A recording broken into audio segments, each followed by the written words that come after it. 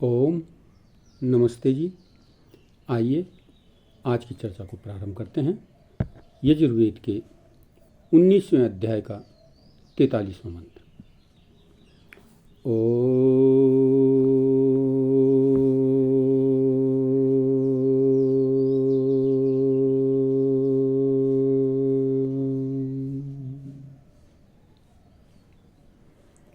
उभाभ्याम देव सवितः पवित्रेण seven च मां पुनीहि विश्वतः।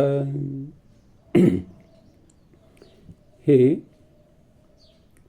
सकल सृष्टिकर्ता, सकल सुख प्रदाता परमात्मा, आप कृपा करके हमें अपना यथार्थ ज्ञान प्रदान करें तथा शुद्ध आचरण वाला बनाकर ऐश्वर्य भी देवें, क्योंकि शुद्ध आचरण और आपके ज्ञान के बिना सब ऐश्वर्य पुरुष को नरक में ले जाते हैं। इसलिए हमारी प्रार्थना है कि हमें शुद्ध आचरण वाला और ब्रह्मज्ञानी बनाकर उत्तम ऐश्वर्य प्रदान करते हुए पवित्र बनाएं, जिससे हम लोक और परलोक में सुखी हो सकें। तो बहुत ही सुंदर प्रार्थना इस मंत्र में की गई है। परमपिता परमात्मा से कहा, हे सबके जनक, सबका पालन करने वाले सविता देव, उत्पन्न करने वाले को कहते हैं, पैदा करने वाले को कहते हैं।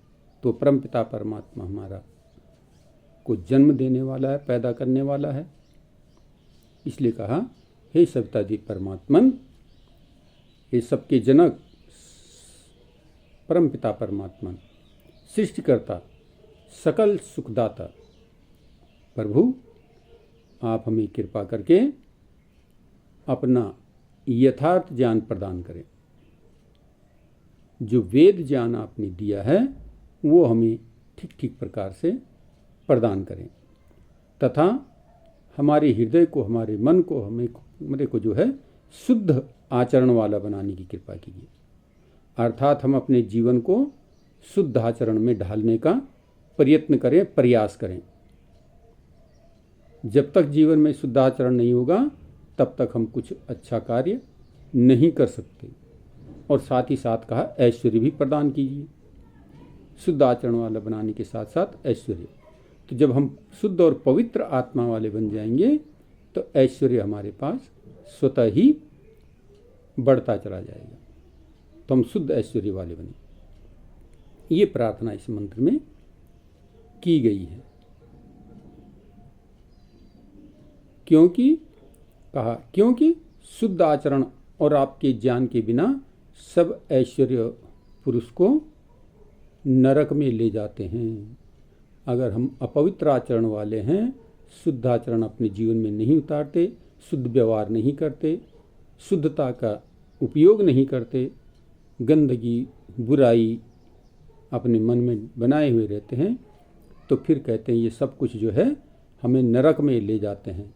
अर्थात मनुष्य योनि से निम्न योनि की ओर जो है ये जीवात्मा का प्रस्थान होना प्रारंभ हो जाता है। तो हम ऐसा कार्य न करें कि हमें मोक्ष तो दूर की बात रही, लेकिन अगला जीवन जो है मनुष्य का भी न मिले। ऐसे कर्म न करें, बल्कि सुकर्म करते हुए, अच्छा कर्म करते हुए अपने जीवन को, इस आत्मा को शुद्ध आचरण वाला बनाते हुए आगे बढ़ते रहें। तो अगले आने वाले जीवन में एक न एक बार हम जो है अवश्य ही मोक्ष को प्राप्त कर लेंगे, जो इस मानव शरीर का उद्देश्य है।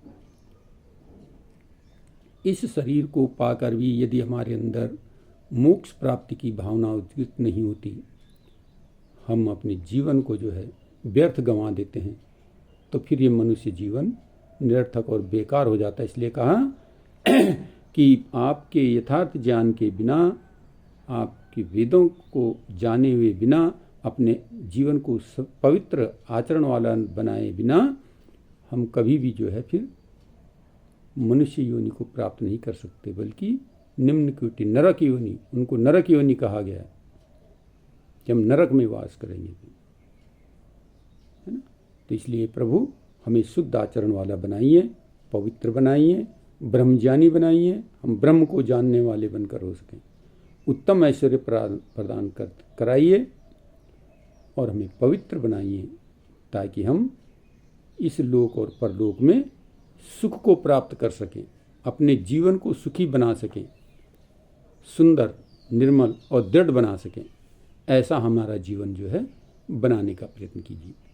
तो बहुत ही सुंदर प्रार्थना इस मंत्र में उस परमपिता परमात्मा से की गई है। सकल जगत के उत्पादक उस परमपिता परमात्मा से प्रार्थना की गई कि प्रभु आप सविता देव उत्पन्न करने वाले हमें, तो हमें जब आपने उत्पन्न किया है तो हमें शुद्ध आचरण वाला बनाइए, ऐश्वर्य वाला बनाइए। हम अपने इस जीवन को शुद्ध आचरण वाला बना करके आपकी भक्ति, आपकी प्रार्थना, आपकी उपासना में अपने जीवन को लगा करके हम इस जीवन को सुखी बनाएं और अगले जीवन को भी सुखमय और श्रेष्ठमय बना सकें। तो ये बहुत सुंदर प्रार्थना इस मंत्र में की गई है। आइए हम इस मंत्र से प्रेरित होकर के अपने जीवन को उन्नतमय बनाने का प्रयत्न करें। इति ओम शम।